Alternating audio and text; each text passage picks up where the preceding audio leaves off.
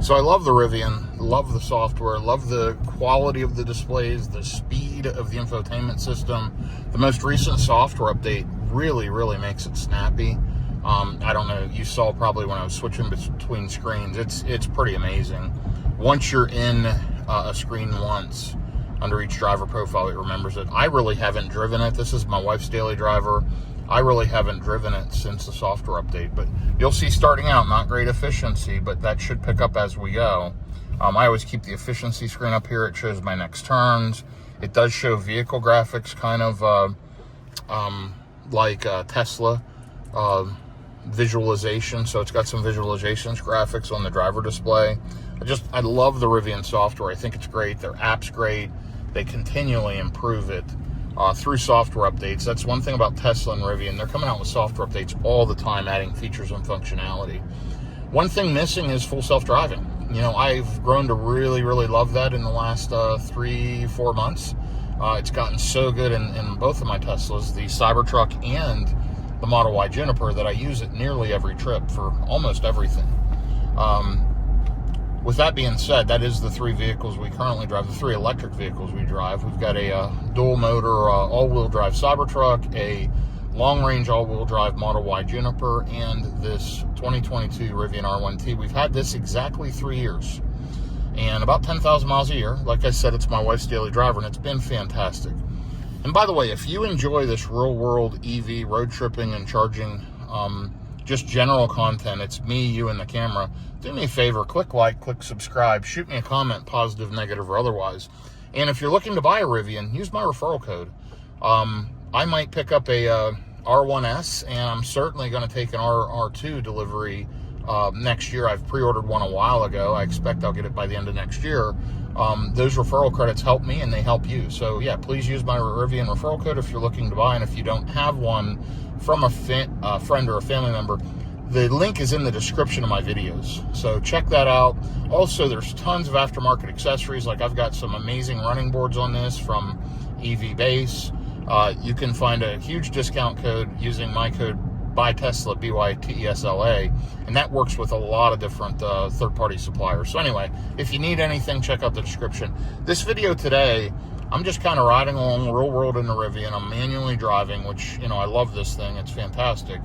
And I'm headed to this appointment, as I mentioned, here in Plano, Texas. Going there, I'm going to turn on the driver assistance system, but it won't work right now. I can turn on the cruise control, which is, you know, auto adjusting, speed adjusting, etc. Kind of like that old radar-based cruise control in ICE cars. But so it's got, you know, automatic speed adjusting cruise, but when you're on certain mapped highways, it'll pop up with a different symbol on the screen telling me that I can turn on its driving system. I think they call it driver assist or highway assist. Anyway, I have that software. I pay the premium subscription on this for all of the features. I pay the premium subscription on the Tesla. And on the Tesla, it's about $99 a year to have all the premium connectivity, which allows you to view live cameras from the app and all kinds of features and functionality. And on the Rivian, I believe it's $299 a year to get all that functionality. So not bad compared to some of the other manufacturers, but certainly something a lot of people may not want to pay. You can use your phone as a hotspot to do most things, but there are advantages to those premium connectivities. So, I am riding along now through the Flower Mound, Texas area. As you can see, a lot of traffic, and this is smooth, quiet, and comfortable. Love the Rivian, and you'll see we're 1.82 miles per kilowatt hour, and that's in the last 15 minutes. So I can click down here on the driving mode screen, and I can actually swipe and pull over some stats. So I'm going to switch to trip A, which is the one we just reset. And since I reset that, we're at 2.67 miles per kilowatt hour. This is since probably last charge, and while climate control was running, that's since I reset it. You'll see tire pressure is at about 50 pounds of tire, rated for 48 pounds. I always keep them a couple pounds high. Motor temps are good, battery temps good. We're at 630 feet elevation. You can see our heading, we're headed east. Great data here on the Rivian. And if you're using that, you can see the navigation still appears up here. So I am going to flip back to the nav screen. You can turn on satellite mapping. It does use Google Maps now, and it is spectacularly good. I like the more plain driving maps, personally, in all my vehicles. But anyway, I'll be back with you here in just a little bit, and I'll keep you updated on this short around-town trip in the Rivian R1T. This is all around the DFW Metroplex, checking out the highway assist, driver assistance, and overall how the Rivian experience is after 3 years. I did misspeak, by the way. It's $149.99 a year, and here's all the included features. It does have a hotspot you can use, so if you have family members, kids, people you're hauling, they can connect to the vehicle hotspot if you want to use it. I don't use it, but Gear Guard, live cam, media app streaming, rich Google Maps, place details, priority software updates, connected voice assist, video app streaming, and satellite map views. So some cool extra features for $149.99 a year. You don't have to do that. That's called Connect Plus. So anyway, I will be back with you here in just a little bit. And this is what traffic looks like in the Dallas-Fort Worth area, trying to get out here on 35E. I was on it for a little bit. It was completely stopped. Google Nav took me off the exit, riding the access road to get back on 35 in just a minute. But crazy, crazy busy traffic here this morning. Not to be unexpected here in the Metroplex.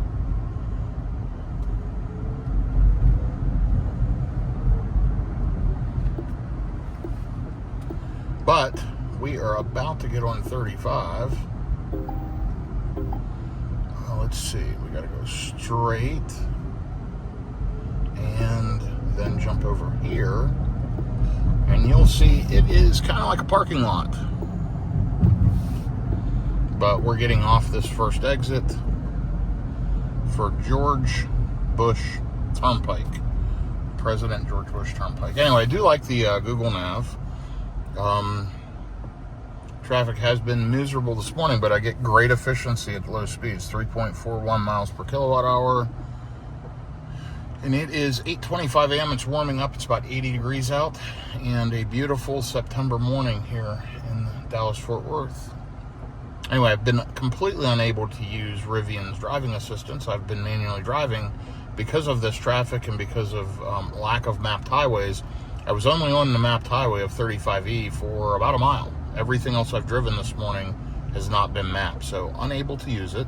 We'll see what happens when I get out here on the turnpike, and I will update you momentarily. Okay, so we are out on this turnpike. We've got about 5 miles on it, and then we're going to get on the Dallas North Tollway. And you'll notice the little symbol up there by the 70 mile an hour speed limit shows the steering wheel, the vehicle, the arrows. That means that the driving system is available. So click it on just like we do in some older Teslas. You click the drive stalk down twice. So let me try that. There we go. Highway assist is on. Stay attentive. So essentially, this is semi-autonomous. I have to kind of keep my hand on the wheel. It's a touch wheel. I can squeeze it and it knows I'm there. I don't have to wiggle it like in a Tesla. And you'll see the blue arrows. That's the speed it's set at. That's the speed limit. So we're going 70. It's set for 70.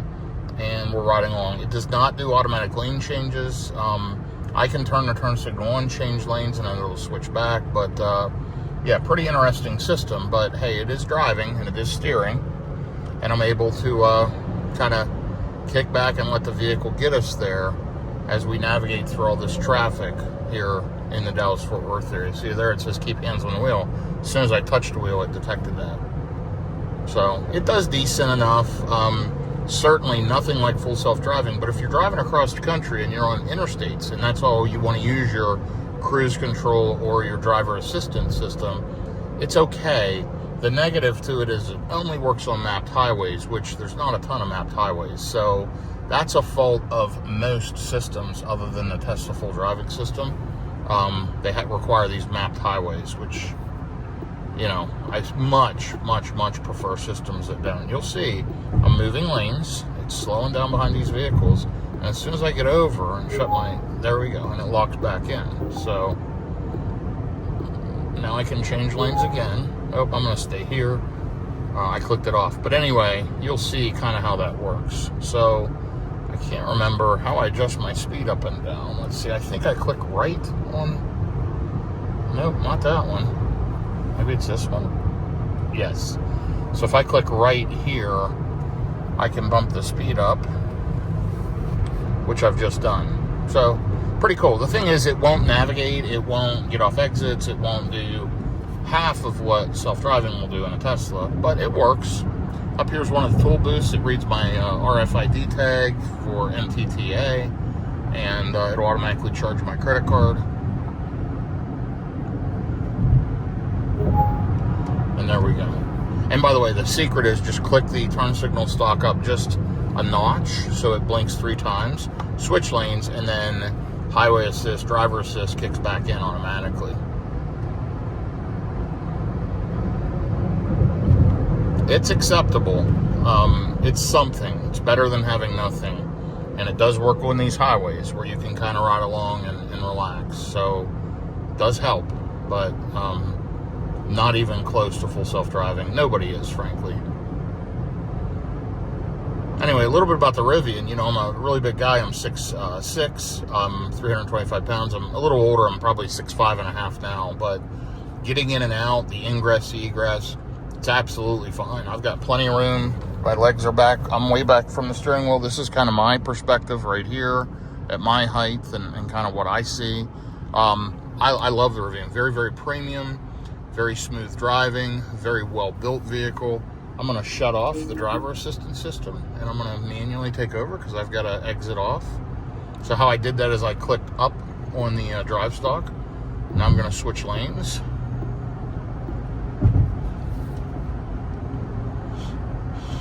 But anyway, I like the storage. I like the gear tunnel behind the second row seats. There is a little tunnel that passes through the vehicle to each side. I like the bed, the underbed storage, the tonneau cover. A lot of very, very nice features and functionality here in the Rivian R1T. It is a nice, nice vehicle for sure.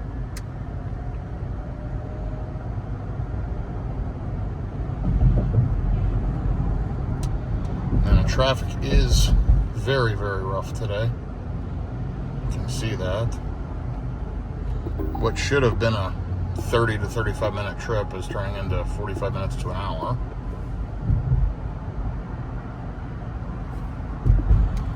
Let's see, I think we're going north. Let's take a look. Yep, we're going to stay north, which is this lane. And we just got to bear with traffic. Anyway, I like the underbed storage. I like the bed. I like the tonneau cover. It does very, very well. Love the front. Huge powered front trunk.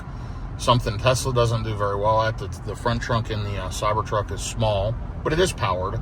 My Model Y has a nice front, and I installed a powered front kit in it, and it works great. That's a huge benefit. But anyway, yeah, it's really, truly one of the best vehicles that we've ever owned.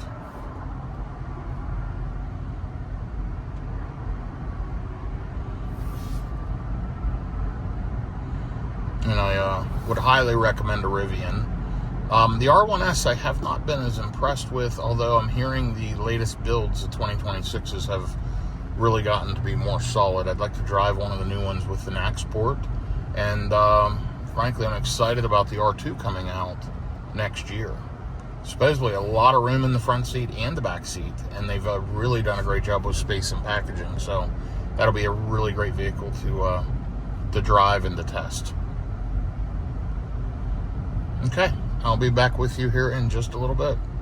Okay, I'm doing a quick trip in the Rivian here this morning, and I'm just going to reset trip A so we can see our consumption during trip A. Here's lifetime on the vehicle: 2.38 miles per kilowatt hour, 12,832 megawatt hours of energy, 30,904 miles. This is a 2022 quad motor, large pack, 21-inch road wheels. Headed to Plano, Texas for an appointment. Then running down to Louisville, running kind of around the DFW area. Multiple appointments in Plano, DFW, Louisville. And then going to do a charging stop. So I'll be back with you here shortly with an update. One thing nice in the latest Rivian software, you'll see now you get miles upon arrival and state of charge. So Gonna arrive with 250 miles left, 77%. We're driving for 25 miles, 45 minutes. We're leaving with 85% on the gasometer, 274 miles. We are running, and I always pretty much run it in all-purpose. You can run it in conserve, which gets better fuel economy, better efficiency, but it wears out the front tires more quickly. So I find that all-purpose mode is better overall. I did replace the tires on this around 26,000 miles, so I want to make them last. It's 81 degrees out, 7:56 a.m., and we're about to depart. Okay, I'm here in Plano. Just finished that appointment. Headed on to the next one, and of course it reset the 15-minute energy graph. But you'll see there it's 3.55 miles per kilowatt hour. Let's take a look at the overall. We've been driving 24.4 miles, and we're at 2.41 miles per kilowatt hour. It has warmed up. It's 92 degrees out now in Plano, Texas. And let's see, I've got to go this way. Yeah, I can't get out there. So anyway, I'm headed now to Flower Mound, Texas. I got to run another errand. Headed to do that. Then I'm going to stop the EVgo charger, where I have another year of free charging until July 26th of 2026. So going, nearly a year of free charging left on my account. And I'm going to go ahead and plug the Rivian in and just make sure that's working. That was disabled. They thought I was a rideshare driver or something because of the amount of miles I put on and the amount of energy I consumed. And I explained to them I wasn't. I disputed them deactivating my account. They went ahead and reactivated it. And I'm going to test it today and make sure it's working. So that's the plan. Quick stop at UPS and then a stop at EVgo in Flower Mound, Highland Village, Texas, for just a quick plug-in. We're going to get to this UPS at 70%. We'll probably get to the Whole Foods at 67, 68% and plug in and kind of go from there. So I'll be back with you here in just a little bit. There is a Mercedes dealer right over here that I had tested a EQS the other week. I'm considering picking one of those up. Nothing there I want to look at today, so I'm moving on, but I may consider one of those to add a vehicle to the fleet. In the meantime, I am also considering a Rivian R1S, a Tesla Model X. I've had two of those before. We've not had an R1S, although I do, again, like the new 2026 LFP pack standard, dual standards. Pretty nice vehicle. And we'll kind of see, but, hey, if people are buying the Rivians and using my referral code, I may pick up another Rivian more quickly than waiting for the R2, which I'm thinking will be the end of next year. All right, we're jumping out on a tollway here. And we're going to be on this little stretch for just a mile. This is showing a pre-mapped highway, which means I can turn on the driving assistance and it'll put the blue line on and all that. And you can tell that here at the top. But I'm not doing that because I'm jumping off here in just a minute. So no sense in activating that, just to deactivate it in another minute. Let's take a look at what we've got to do. Okay, we're going west.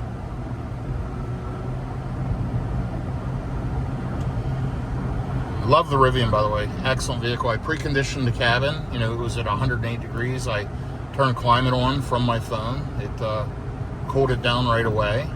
And we jumped into a pre-cooled vehicle. And now we're just headed down the road here to Flower Mound. I want to get on George Bush Turnpike and make sure the driver assistance features are available. I'm going to turn that on and let this thing drive me here for just a little bit.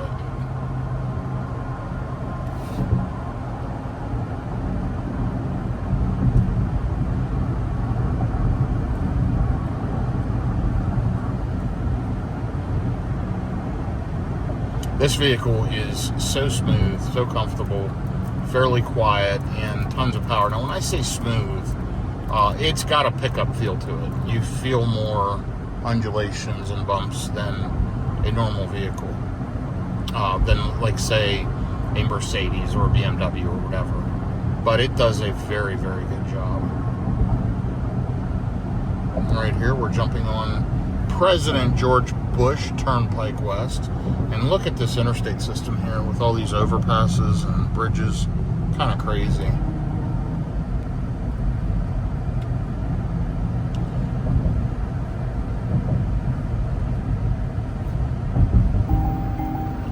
Okay. Thank you for beeping at me, Rivian.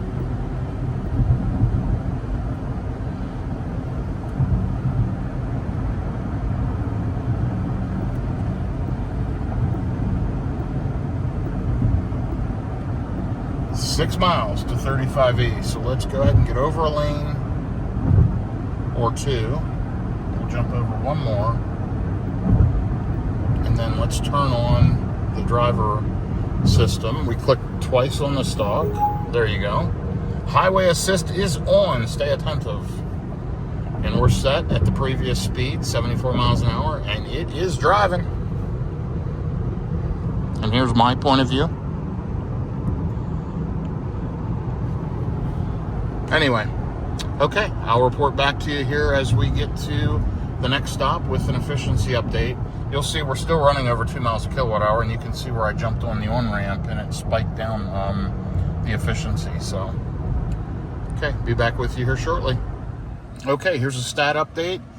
Just ran that errand. Now I'm headed to the Whole Foods EV Go charger here in Highland Village, Texas.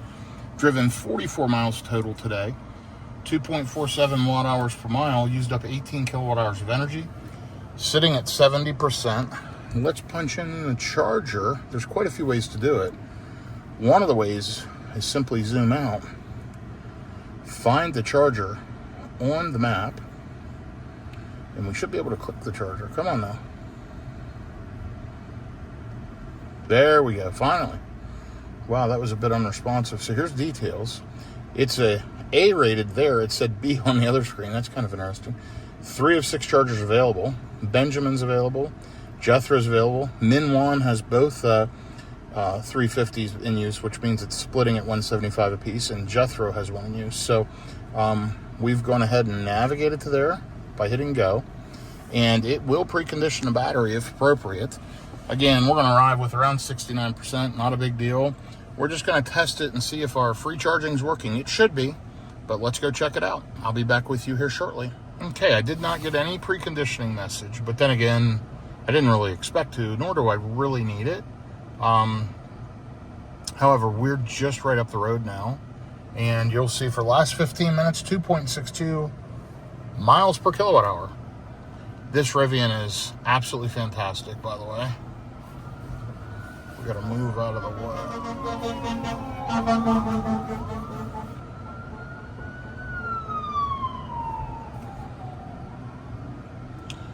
There we go. Hope everybody's okay. I think we were one of the only cars that moved a little bit out of the way, trying to give them room to pass. But that's okay. They got through just fine.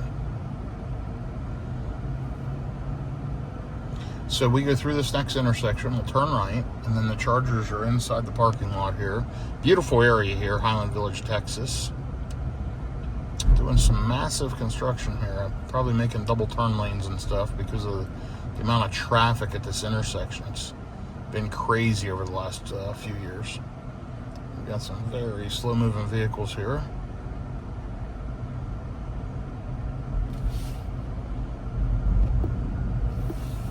Okay, now we're going to zip right in here. Doing some construction in this area as well. So nice Audi.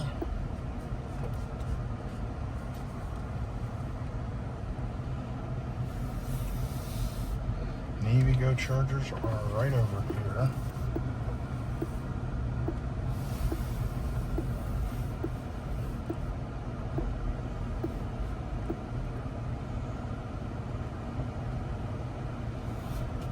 And all 3 chargers have somebody plugged in.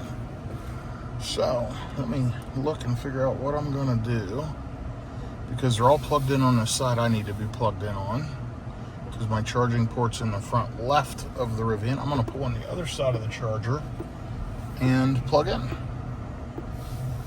And we're going to pick whichever one we want. Matter of fact, I'm going to go opposite of this Cadillac Escalade in a beautiful blue color. And let's go ahead and get plugged in. Let's check this out.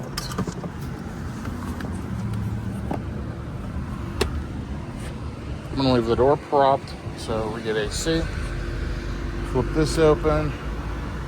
Flip open the DC charging flap.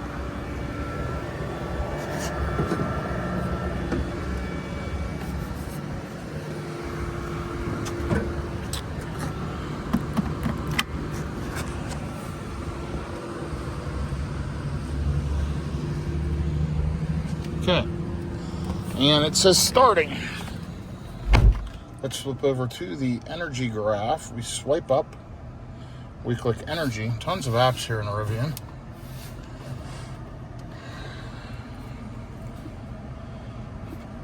And we should get our charging speed right there. That's a nice little update. It was hard to see the charging speed. They kind of took it off this energy screen and they put it over here, but we're spooling up. Looks like that Chevy Bolt's getting unplugged now. Got a Honda Prologue there charging. Great looking car. You can buy one of those for like $30,000 or less. And they really are a good looking car. It's basically a Chevy Blazer, a Cadillac Lyriq wrapped in a Honda shell with some Honda stuff. So believe it or not, at 70%, we jumped right up to 170 plus kilowatts.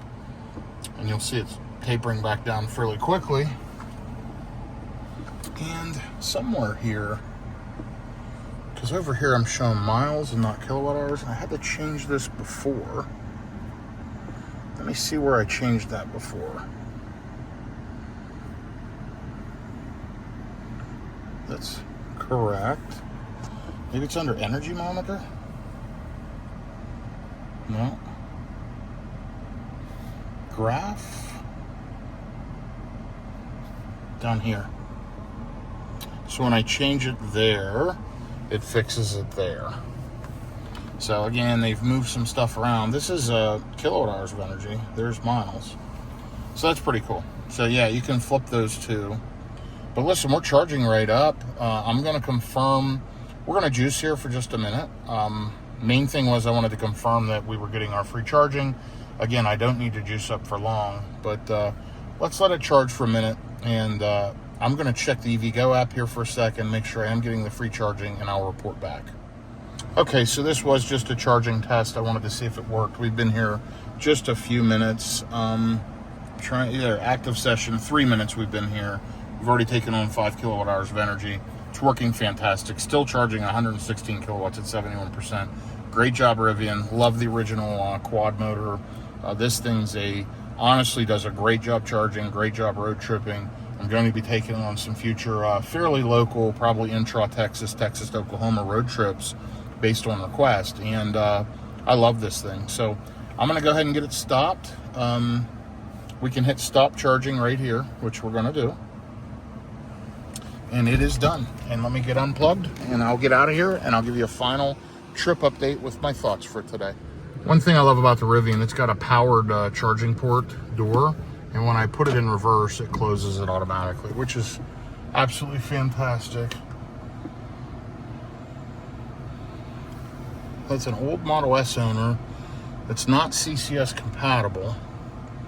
Wonder if she's got the CCS upgrade or if she understands she can't charge there or she's just hogging up a EV charging spot. It's hard to say, but I didn't really need the juice. I just wanted to test my free charging plan, and I'm proud to say that it is working again. So great job getting that addressed, and I'm glad that's fixed. So now I'm just going to head home. I threw on, a handful of kilowatt hours of energy at no cost, which is great. There's a nice looking Cybertruck. Getting the strollers out and getting the kids out.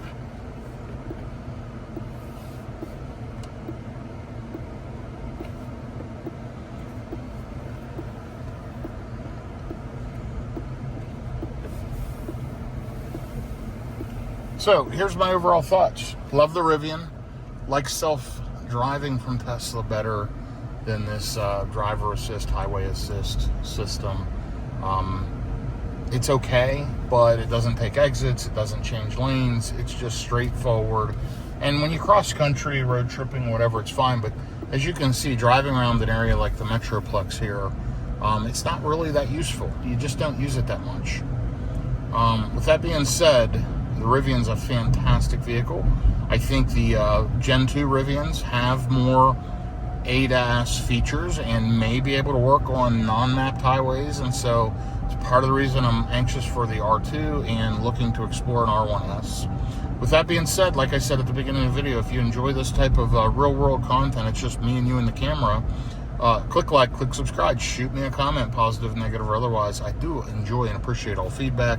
Have a great day, everyone. Until the next one, be safe out there, and thanks for following along.